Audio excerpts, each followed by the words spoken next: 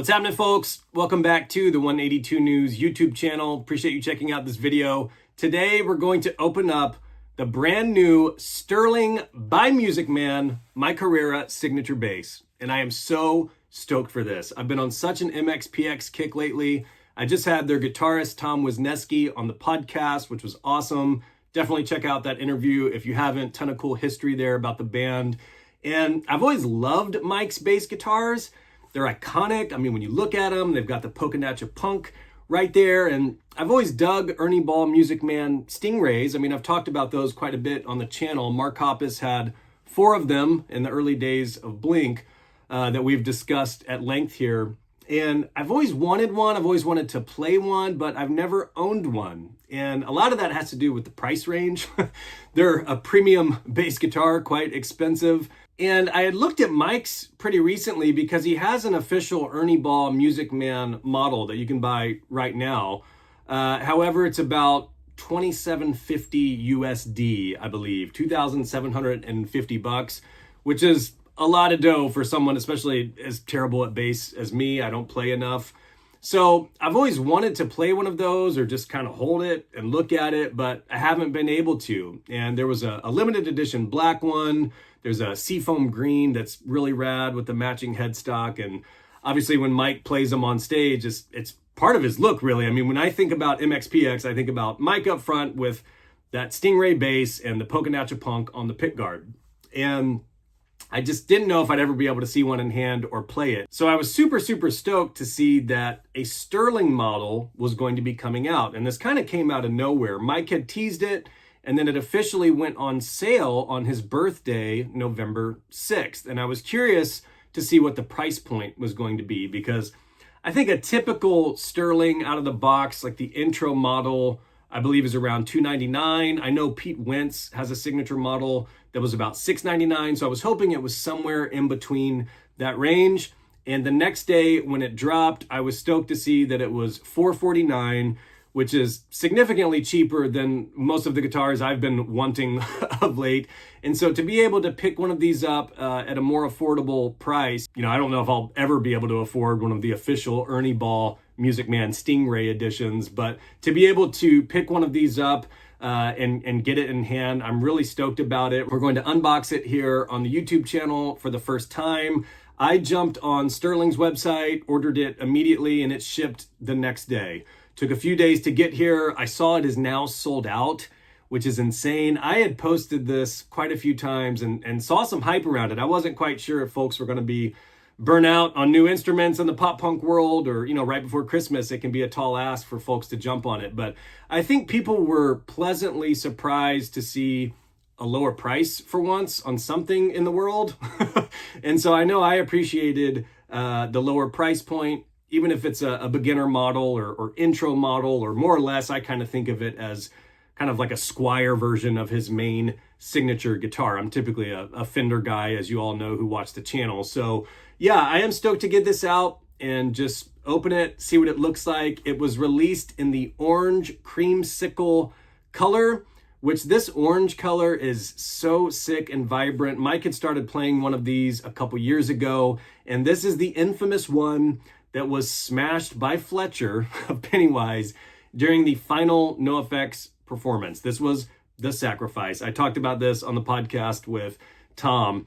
This bass was smashed to hell. It is now at the Punk Rock Museum, which is pretty rad. Fletcher offered to buy Mike a new one, and Ernie Ball came through and actually sent him a replacement, which was super rad. So cool story there. And if you visit the Punk Rock Museum, you'll see it, and that's why. But yeah, to be able to get one in this orange is super sick. I did see it was sold out through the website, but it was also available through some retailers. So I did see like Sweetwater, Guitar Center. You might have some luck with some of those folks. Although at this point, I don't know if it's an extended delivery window. You know, these came quick, but if it's a pre-order status or if they're trying to get caught up on these, it might be a couple months. But let's do it. Let's open this thing up. Let's see what it looks like. I've never played a StingRay bass in general, so I'm going to be stoked to just kind of hold it, see what it looks like, and then maybe play it just a little bit. So here's the box it came in, and I will try my best to show you all the process here. I've done a couple unboxing videos on this channel. The most recent one was the Tom DeLonge Padre guitar. So if you enjoyed this, I'd appreciate it if you check out the other videos and subscribe to the channel. So Sterling by Music Man came in this box.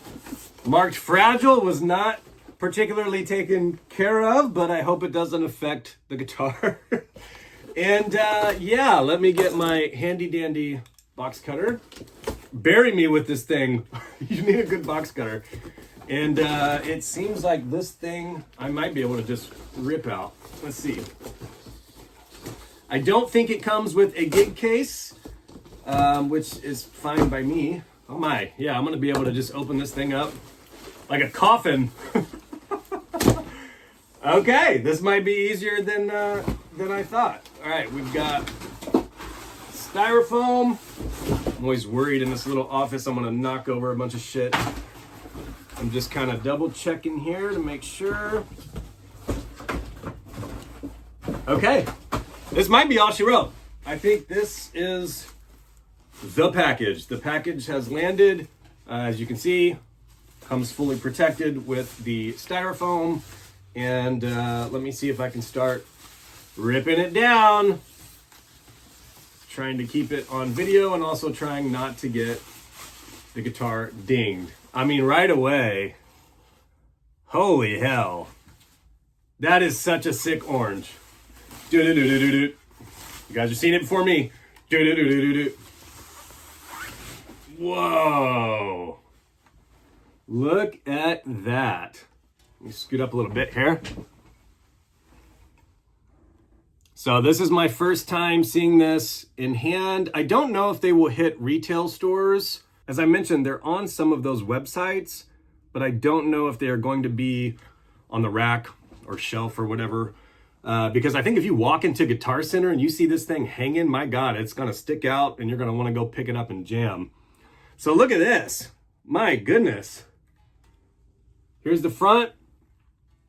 So what's interesting about this, and we'll test it when I play it, but my understanding is Mike's Ernie Ball Music Man, the more expensive model, the one that he typically plays, has 3 dummy knobs here.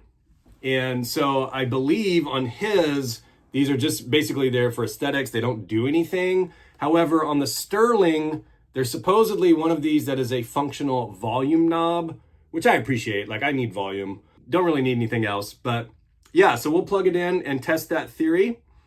And then the pickup is, my understanding, what they just call an H1 pickup, which is technically different than the Ernie Ball one. The Ernie Ball one is just listed as a Music Man pickup. You know, obviously those Stingrays kind of have their really iconic, almost slinky tone to it. So we'll get to that when I plug it in and see if this is similar. I expect it to be. My guess on most of this is they tried really hard to keep the price point as low as possible, which I appreciate. So even though some of the hardware might be a little different, like I know the bridge is a little bit different than the one that comes on his Ernie Ball, but for the price point, I'm okay with it. So let's take a look. We've got, they're calling it the hard maple neck and fingerboard. Take a look here. And then that beautiful headstock. That's really rad. The Mark Hoppus signature bass that I have, the more recent one from Fender, has a matching seafoam green headstock, and it's sick. It's really, really rad. So this, as you can see here, it says Sterling by Music Man, and it's got the Stingray. And then what's rad about the back, turn it around, you can see Mike's signature is printed on top, and it's made in Indonesia. So I think from that perspective, as I mentioned, I kind of think of it as almost like a Squire, almost like a Made in Mexico type of version, where it's a little bit cheaper, but you know, I didn't think I'd ever be able to hold one of Mike's basses with the Poppincurbs Punk. One of the things that I've seen asked and have been asked, and I didn't realize this until I took a really close look at his basses, but on Mike's basses, the Poppincurbs Punk is actually engraved, which is insane. I would love to just see one of those up close. Like, I wonder if it messes with his fingers or if he's busted a knuckle getting it in there. I've seen some people say, you know, they wish it had that. Again, I suspect it was to keep the cost down. It doesn't really feel like a sticker to me. Like, I don't think I have any concerns about it wearing off, but from afar, I mean, it looks really, really sick. If that's a deal breaker for you or something, I suspect you could find somebody to print that and swap out the pick guard if you really, really wanted to. But that is a beautiful pick guard for sure. This thing looks really, really rad. On the back, I'm just kind of inspecting it real quick. I don't see any paint issues or anything. It's got the Sterling plate there, serial number, and then the battery entry, which you do not need to play. Looks like your serial number is printed right there on the back. And yeah, this thing is awesome. I can't wait to play it. It doesn't feel super heavy to me, surprisingly. I always thought an Ernie Ball StingRay is just massive. I do know this one has a more or less a smaller neck profile. So up here at the nut, it's 1.5 inches, which is more in line with like a jazz bass neck. The recent Hoppus bass necks, he has converted those to a smaller neck, which I appreciate. From a playability perspective, it's way easier for me to play these compared to like a huge P bass neck. His standard StingRay model does have a wider nut up here. But yeah, thinking of this as kind of an entry model or beginners or collectible, I'm really, really appreciative of the fact that there's an affordable option.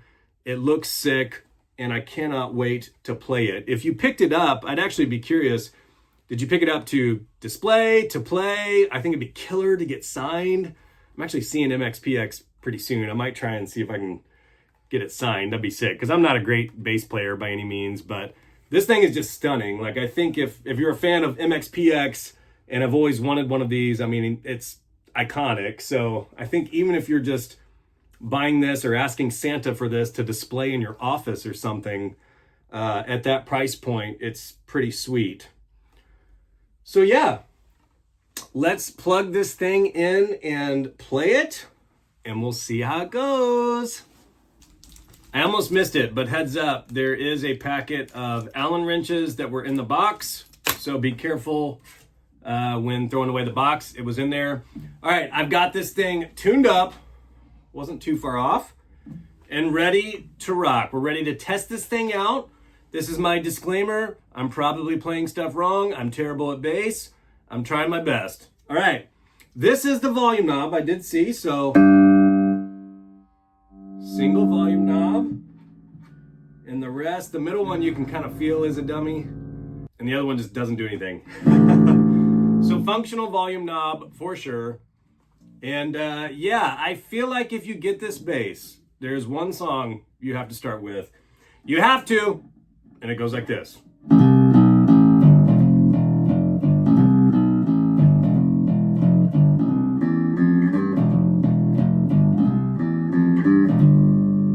Messed up.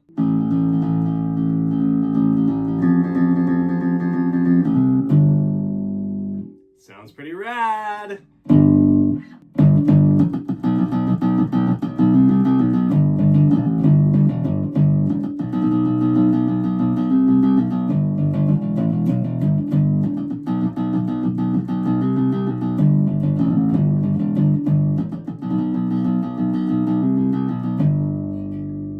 Feels good. Like, I love the slim profile. This is where if I was playing his Ernie Ball version, I would probably be struggling even more. Just my hands, I typically play guitar, so translating that to bass on a massive neck is very difficult for me, but yeah, it feels good.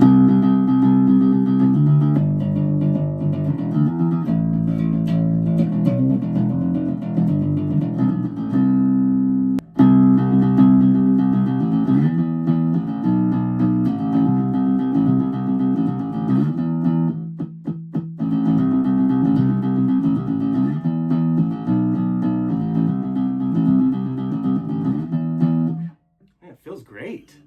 Like, I really thought that the fretboard might feel like, I don't know, I hate to say cheap, but just cheaper. And no, it feels pretty good, like not gonna lie.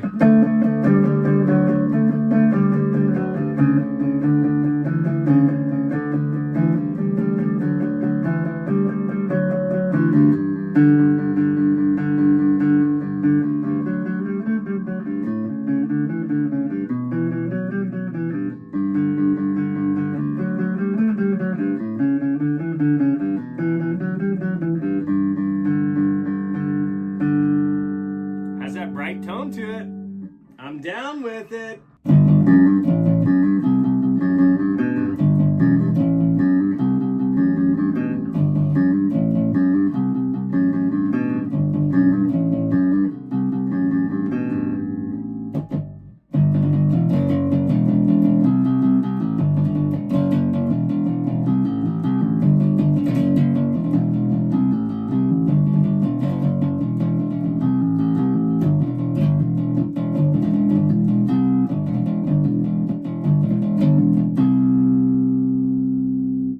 This thing's dope.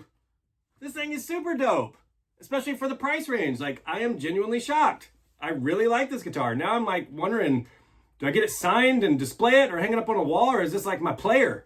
Is this the one? Like, I love the feel of this. So yeah, overall impressions on this thing are, my gosh, for the price point, whether if it's your first bass or you want to get your kid a bass or you just want to hang it on your wall or whatever, like this thing is awesome. So yeah, if you have any questions, drop it below. I hope everybody was able to get one that wanted one.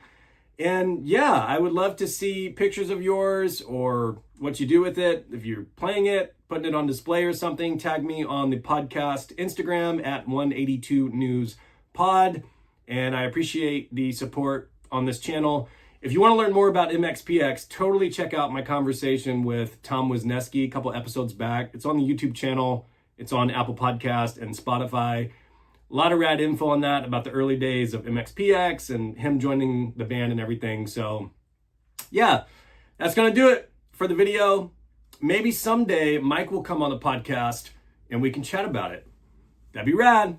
Talk soon.